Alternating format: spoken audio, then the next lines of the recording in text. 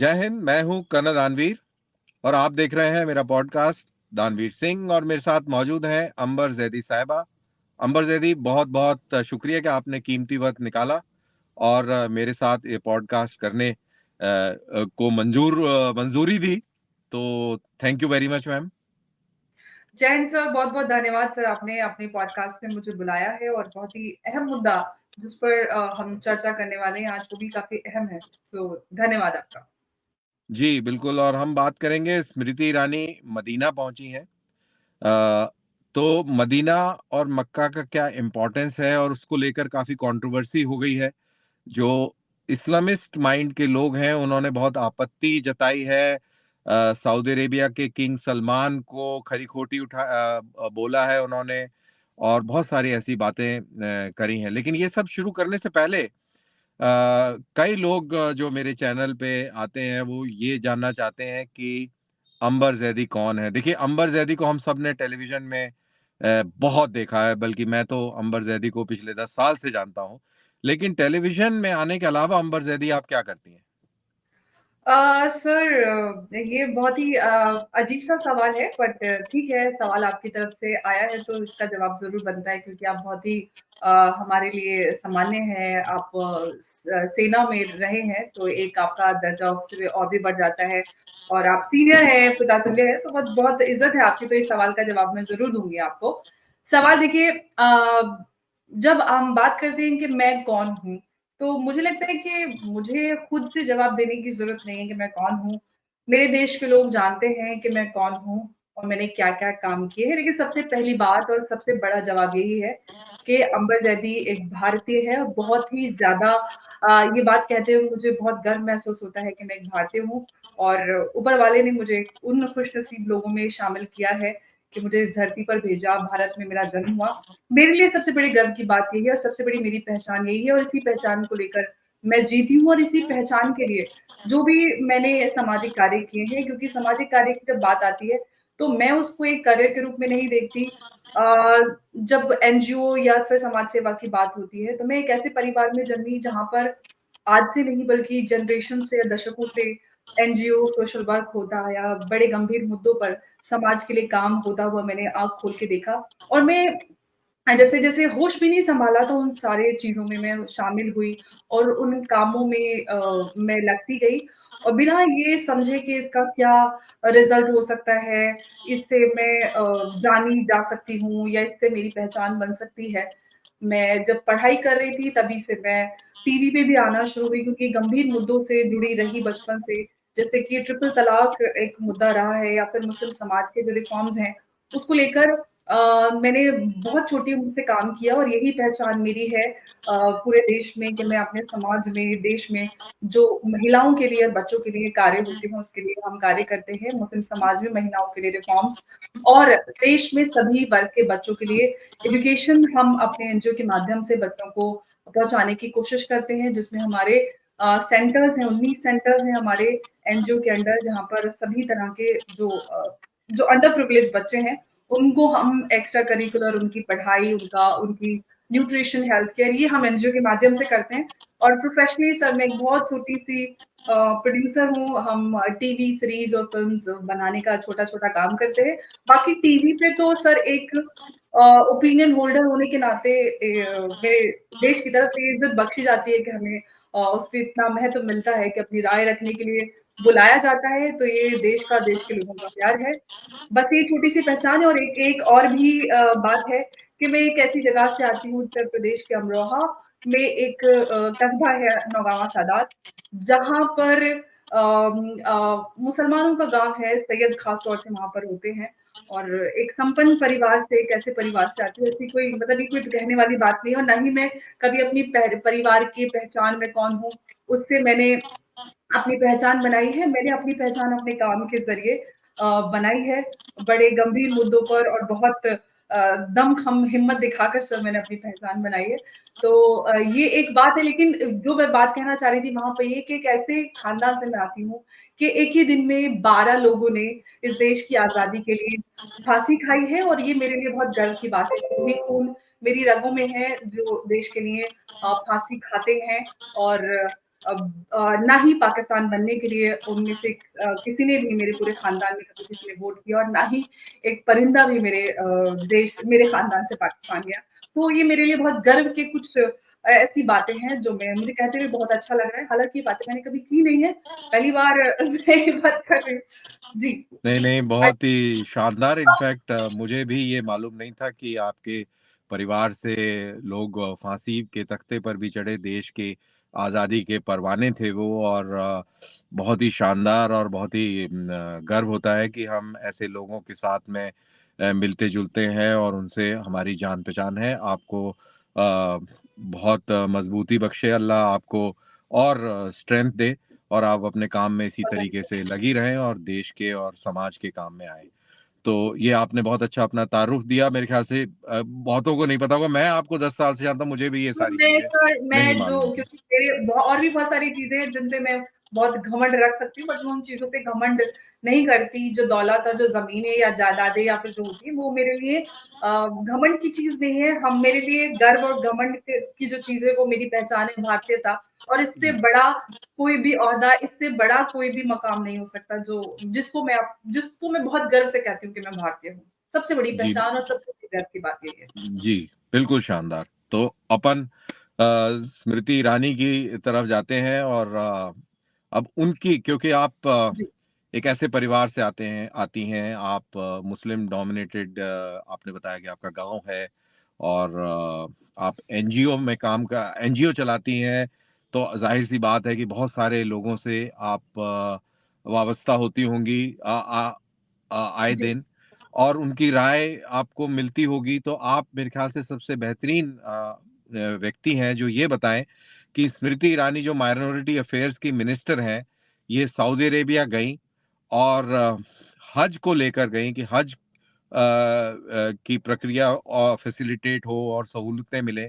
तो ये ज़रा थोड़ा मेरे को प्रोसेस, मेरे को और सारे व्यूअर्स को बताएँगे कि क्या प्रोसेस है और इनको वहाँ जाने की क्या ज़रूरत पड़ी? देखिए सर, अगर हम भारत की बात करते हैं, सबसे पहले मैं स्मृति ईरानी की बात करती हूँ। स्मृति ईरानी हमारे देश की माइनॉरिटी मिनिस्टर भी, हालाँकि उनके पास और भी प्रोफ़ाइल हैं, लेकिन वो एक माइनॉरिटी मिनिस्टर होने की हैसियत से वो सऊदी अरेबिया गई हैं, मक्का मदीना गई हैं। और भारत एक ऐसा मुल्क है जहाँ पर बहुत बड़ी संख्या में, लगभग 22 से 25 करोड़ मुसलमान होते हैं, और माइनॉरिटी में जो हमारे देश में हैं, उसमें अगर हालाँकि नंबर्स के बेसिस पे देखा जाए तो मुसलमान माइनॉरिटी नहीं होने चाहिए, बट हैं तो हैं। मुसलमानों के रिप्रेजेंटेटिव होने के नाते, माइनॉरिटी मिनिस्टर होने के नाते, वो मक्का मदीना गई हैं, और जो हज जाने वाले यात्री होते हैं, जो भी ज़ायरीन होते हैं, अ, उनकी उनकी फैसिलिटीज़ होती हैं, उनको किस-किस तरह की फैसिलिटीज़ मिल सकती हैं। क्योंकि सर, हमने over the period of years देखा है कि भारत में अपनी माइनॉरिटीज़ को लेकर बहुत सारे काम किए। हज को लेकर सर एक और बात मैं यहाँ पे आपको याद दिला देती हूँ कि 2018 में मुझे याद है कि ट्रिपल तलाक पे हम लोग काम करते थे, तो बीच में एक केस उठा था। 2 बुजुर्ग औरतें थीं जिनके आगे-पीछे परिवार में ना कोई बाप, भाई बेटा, क्योंकि उन दोनों बुजुर्ग औरतों की शादी नहीं हुई थी, तो वो दोनों बहनें थीं, और उनकी बड़ी ख्वाहिश थी कि वो हज कर सकें। लेकिन हमारे यहाँ बिना महरम के जाने का अधिकार, इजाज़त नहीं था। उसको लेकर वो कोर्ट गई थी, जिसके बाद कोर्ट से फैसला आया कि आप महरम बिना का महरम मतलब? महरम का महरम मतलब? मतलब वो मर्द जो आपके परिवार का हो, जिसमें पिता, पति, बेटा, भाई, ये लोग शामिल होते हैं। ओके। तो बिना महरम के हज पे जाने की इजाज़त नहीं थी, लेकिन 2018 में फैसला आया, कोर्ट ने उनके हक में फैसला दिया, और बिना महरम के महिलाओं को, भारतीय मुस्लिम महिलाओं को हज पे जाने की इजाज़त मिली। तो ये अपने आप में बड़ी एक अचीवमेंट की बात है कि मुस्लिम महिलाएँ भारत से बिना किसी मर्द के, बिना किसी महरम के, अकेले हज की यात्रा के लिए, हज की ज़ियारत के लिए जा सकती हैं। और हज मुसलमानों के लिए एक ऐसा काम होता है जो वाजिबात में से जिसको शामिल किया जाता है, और बहुत ही लोग उम्मीद रखते हैं कि हम हज पे जाएँगे, ज़ियारत के लिए जाएँगे, और बहुत बड़ी संख्या में यहाँ से जाते हैं। भारत में बड़ी आबादी है, और लोग संपन्न भी हैं अपने इनफैक्ट हज सब्सिडी भी हटी, लेकिन किसी मुसलमान को एतराज़ नहीं हुआ, क्योंकि हज इंसान को, जो भी मुसलमान है, वो अपने पैसे से ही उसको करना चाहिए, ऐसा दीन कहता है। तो ये है कि वहाँ पर बड़ी संख्या में मुसलमान जाते हैं, क्योंकि बड़ी संख्या में मुसलमान जाते हैं, उनके वहाँ वहाँ जाने के बाद उनको क्या फैसिलिटीज़ मिल रही हैं, सऊदी गवर्नमेंट कितना कोऑपरेट कर रहा है, तो अपने लोगों के अधिकारों को लेकर वो वहाँ पर पहुँची हैं। तो मुझे लगता है कि वो एक रिप्रेजेंटेटिव होने के नाते अपने देश के लोगों को रिप्रेजेंट कर रही हैं। ये हम सब के लिए बहुत एक प्राउड मोमेंट है कि एक महिला रिप्रेजेंटेटिव हमारे देश से वहाँ गई है और जो अपनी पहचान है वो उसके साथ वहाँ गई है और हमें अपनी पहचान को ही सर्वोपरि रखना चाहिए। हमें किसी और की पहचान को लेकर अपने ऊपर नहीं थोपना चाहिए। वो जैसी हैं, वो वैसी वहाँ पर हैं। अगर सऊदी अरेबिया में हिजाब ज़रूरी है, तो वो आप ये आपका कल्चर है, ये आपके लिए। हमारा कल्चर हमारे लिए हम तो नहीं कहते कि कोई बाहर से आता है तो आप साड़ी पहन लीजिए या लहंगा-चोली पहन लीजिए। आपको अच्छा लगता है तो आप पहन लीजिए। हम किसी पर नहीं थोपते कि आप लहंगा-चोली पहन के या फिर जी, घाघरा-चोली या साड़ी पहनकर घूमिए। आपको अगर जी। कुछ अच्छा लगता है तो कीजिए, लेकिन किसी पे कोई ज़बरदस्ती नहीं है। वो एक रिप्रेजेंटेटिव के नाते वहाँ पर गई हैं और जो काम है, जो अपनी बातें, जो चर्चा ज़रूरी है वो करेंगी और उसके अलावा और भी बातें निकल कर आ सकती हैं सिंस उनकी विज़िट है, ऑफ़िशियल विज़िट है। तो और भी ज़रूरी चीज़ें इस चर्चा में, इस विज़िट में, इस दौरे पर शामिल हो सकती हैं। देखिए, इसमें हमें मोहम्मद बिन सलमान और सऊदी अरेबिया की हुकूमत की भी तारीफ़ करनी चाहिए कि उन्होंने भी अपने जो पुराने जो स्टैंस थे, जो जिसको रूढ़िवादी कहेंगे या कट्टरवादी स्टांस थे, उनमें भी काफ़ी रियायतें दी हैं, नरमी बरती है। वहाँ पे अब महिलाएँ जो हैं गाड़ी चला सकती हैं। अब मक्का, मदीना सॉरी जिद्दा में और रियाद में सिनेमा हॉल भी खुल गए हैं और म्यूज़िक कॉन्सर्ट भी हुआ, तो बहुत तब्दीलियाँ आई हैं। लेकिन जी, अंबर साहिबा, ये मैं पढ़ रहा था और एक ट्वीट भी मैंने देखा, अगर मैं सही उर्दू में उसको बोल पाऊँ कि मुशरिकीन को क्यों इजाज़त दी गई मदीना के उसके पेरिफेरी में जाने के लिए, और कुछ इस तरीके की बातें, और बड़ा उल्टा सुलटा और गलत बातें जो हैं वो मोहम्मद बिन सलमान के लिए इसमें कही गई। तो मैं ये पूरे उस ट्वीट में देख रहा था कि इसमें इंडियन मुस्लिम्स को बहुत ज़्यादा तकलीफ हुई है। सऊदी अरेबियन या मिडल ईस्टर्न मुस्लिम्स को कोई तकलीफ नहीं हुई है। तो इसको आप कैसे सर देखते हैं? मोहम्मद बिन सलमान की मैं एक इंटरव्यू 2018 का जो बहुत बड़ा इंटरव्यू था उनका, जिसमें उन्होंने महिलाओं के पहनावे को लेकर एक बात कही थी, क्योंकि सऊदी अरेबिया में बुर्का और अबाया को लेकर काफ़ी रूढ़िवादिता हमें देखने की नज़र आती है और over the period of years after Mohammed bin Salman हमने देखा है कि बहुत सारे रिफॉर्म्स हुए हैं, खास तौर से महिलाओं के हवाले से। चाहे ड्राइविंग की बात की जाए, वोटर आया वोट डालने के अधिकार की बात की जाए या फिर महिलाओं के नौकरी करने की बात की जाए, अलग-अलग खित्ते में, अलग-अलग फ़ील्ड में सऊदी अरेबिया में महिलाएँ जॉब कर रही हैं। योगा भी वहाँ पर बहुत प्रचलित है। बच्चियाँ एग्ज़ामिनेशन हॉल में बिना हिजाब के जा सकती हैं। अब एग्ज़ामिनेशन हॉल में बच्चियाँ वहाँ पर हिजाब नहीं लगाती हैं। साथ ही जो उन्होंने एक बात अहम कही थी महिलाओं के कपड़े पहनावे को लेकर, उन्होंने कहा था कि ज़रूरी नहीं है कि महिलाएँ बुर्का, अबाया पहने। कोई भी डिसेंट अटायर जो उनको सही लगता है वो पहन सकती हैं, ये उनकी पसंद होनी चाहिए और मुझे लगता है कि जो उन्होंने बात कही थी अपने पुराने इंटरव्यू में और उसके बाद हमने बहुत सारे बदलाव सऊदी अरेबिया में देखे भी हैं।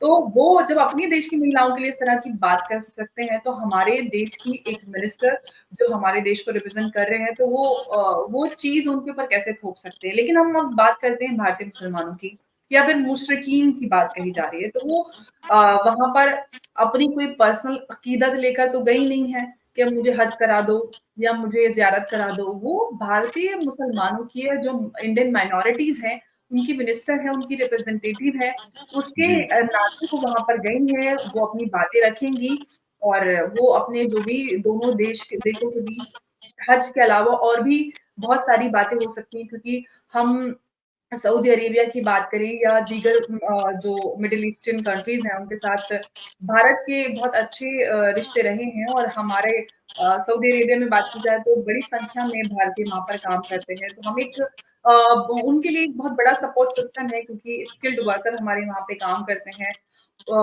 पूरी तरह से एक बड़ा पूरा एक सपोर्ट सिस्टम भारतीयों की तरफ से है, स्किल्ड इंजीनियर्स हैं, वर्कर्स हैं, डॉक्टर्स हैं, टीचर्स हैं। तो पूरा सिस्टम उनका हमारे देश के लोग चलाते हैं, तो अपने आप में बहुत बड़ा एक रिश्ता हमारा सऊदी अरेबिया के साथ है। सिर्फ़ तेल के अलावा बहुत सारी चीज़ें हैं जो हमें और उनको जोड़ती हैं। हज के अलावा भी बहुत सारी चीज़ें हैं। तो इस यात्रा में बहुत सारी चीज़ें हो सकती हैं, लेकिन इस तरह की चीज़ें जब मुशरिकीन की बात की जाती है, तो मुझे लगता है कि फिर मुशरिकीन के देश में भी नहीं रहना चाहिए, तो क्योंकि इस्लाम तो ये भी कहता है कि आप काफ़िरों की ज़मीन पे भी ना रहें, तो फिर तो आपको काफ़िरों की ज़मीन पे जो बात मुशरिकीन को मुसलमानों की ज़मीन पे जाने की बात कर रहे हैं, तो फिर जो कुरान कहता है कि आप मुशरिकीन की ज़मीन पे भी ना रहें, तो आप भी यहाँ से हिजरत कर जाइए और आप किसी पाक सरज़मीं पे चले जाइए, बहुत ज़्यादा ज़रूर दूर भी नहीं है पाक सरज़मीं, आसमां पैदल का सफ़र जी, बिल्कुल, बिल्कुल, आपने बिल्कुल सही ऊँट पे फरमाया और इनफैक्ट लेकिन आपने ये बहुत बड़ी बात कही कि ये हज के अलावा भी हमारे रिलेशंस हैं एब्सोल्युटली सऊदी सर। अरेबिया के साथ और और सऊदी तेल अरेबिया के की अलावा अगर बहुत कुछ है। जी। जी, अगर हम सऊदी अरेबिया की बात करें और इस विज़िट की बात करें स्मृति ईरानी की, ये बताता है कि भारत और सऊदी अरेबिया के अंदर कितने अच्छे गहरे ताल्लुकात हैं, कितने अच्छे ताल्लुकात हैं। आई एम वेरी श्योर कि मेजॉरिटी मुस्लिम्स इसको बहुत अच्छे तरीके से नज़रिए से देखते होंगे जी, और बिल्कुल। क्योंकि जैसा कि मैंने बोला कि आप एनजीओ में अ, मुस्लिम महिलाओं के बीच में काम करती हैं, तो आपका क्या फीडबैक है? सर देखिए, मैं भारतीय मुसलमानों के अलावा वो भारतीय जो सऊदी अरेबिया में रहते हैं, मैं उनकी बात करती हूँ। हमने जो पिछले 1 दशक में भारत में और भारत को लेकर भारतीयों के अंदर बदलाव देखा है, वो भारतीय चाहे देश में रहते हों या देश के बाहर रहते हों। उनके अंदर एक एक बहुत ही गर्व वाली भावना, एक कॉन्फिडेंस अपने देश को लेकर, अपनी पहचान को लेकर डेवलप हुआ है। क्योंकि जिस तरह का मज़बूत नेतृत्व हमारे देश को मिला है प्रधानमंत्री मोदी जी के रूप में उसी के फलस्वरूप हमें और हमारे देश को जो तरक्की और जो पहचान और जो दुनिया भर में एक इज़्ज़त मिलती है उससे जो भारतीय कहीं और काम के लिए रहते हैं दूसरे देशों में, तो उनको बहुत अच्छा और बहुत गर्व महसूस होता है। सऊदी अरेबिया में लाखों की संख्या में भारतीय रहते हैं जो वहाँ पर काम करते हैं, स्किल्ड वर्कर्स हैं तो उनको बहुत गर्व होता है और बहुत खुशी होती है क्योंकि हम जब भारत और पाकिस्तान की बात करते हैं सऊदी अरेबिया में, सर आपको कुछ महीने पहले का एक इंसिडेंट याद होगा जब सऊदी अरेबिया ने शिकायत की थी कि पाकिस्तान से बहुत बड़ी संख्या में हज और उम्रा के नाम पर उम्रा के in fact to be precise भिखारी आते हैं और यहाँ पर आकर भीख माँगते हैं। और वहाँ जी, पर कि जैसे काम भी करते हैं, भीख माँगते हैं, तो बहुत सारे ऐसे काम होते हैं जिसको लेकर पाकिस्तान को लेकर सऊदी अरेबिया में एक इरिटेशन पैदा हुई है। लेकिन जब भारतीयों की बात आती है, तो भारतीयों पर सऊदी अरेबिया और वहाँ के लोगों में एक बहुत ज़्यादा भरोसा देखने की नज़र आता है और एक इज़्ज़त उनके प्रति देखने के लिए मिलती है। तो ये हमारे लिए एक बहुत अच्छी और बहुत गर्व की बात है कि हमारे लिए और पाकिस्तानियों के लिए इनफैक्ट वो पूछते हैं क्योंकि शक्लें तो एक जैसी ही होती हैं। आप हज पे, ज़ियारत पे आप सऊदी अरेबिया या ईरान कहीं पे भी जाएँ, तो वो पूछते हैं कि आप हिंदी हैं या आप पाकिस्तानी हैं? जब उनको पता चलता है कि आप हिंदी हैं, तो they are happy okay Hindi, Hindi. तो अदरवाइज़ उनको पता लगता है कि आप पाकिस्तानी हैं, तो they are like you okay. No जी, जी, तो जी, ये एक भावना है और जब भी इस तरह की विज़िट्स होती हैं, तो जो भारतीय हैं, उनके अंदर और ज़्यादा एक कॉन्फिडेंस पैदा होता है, इस तरह जी। के मुस्लिम डोमिनेटेड कंट्रीज़ में, तो ये अपने-अपने गर्व की बात है, चाहे हमारे इनफैक्ट देश में या वहाँ। हाँ, इनफैक्ट अहमदाबाद में अ, वो मोहम्मद बिन जायद ज़ायद आए हैं, ज़ायद ज़ैन क्या नाम है उनका, जायद यूएई के जायद। जो प्रेसिडेंट जी, हैं जी। और उनके उनके साथ जिस तरीके से मोदी साहब ने मुलाकात करी, जिस तरीके से उन्होंने रोड शो किया और वो कभी पब्लिक में भाषण नहीं देते, उन्होंने भाषण भी दिया और उससे पता लगता है कि हमारे और अरब ममालिकों में कितना अच्छा समन्वय है, कितनी अच्छी हमारी एब्सोल्यूटली अंडरस्टैंडिंग है और तो इसी के साथ अंबर ज़ैदी साहबा आप आपसे इजाज़त लेते हैं। आपने अपना कीमती वक़्त निकाला, बहुत बहुत-बहुत धन्यवाद, शुक्रिया। जय हिंद। बहुत धन्यवाद। जय हिंद, नमस्कार।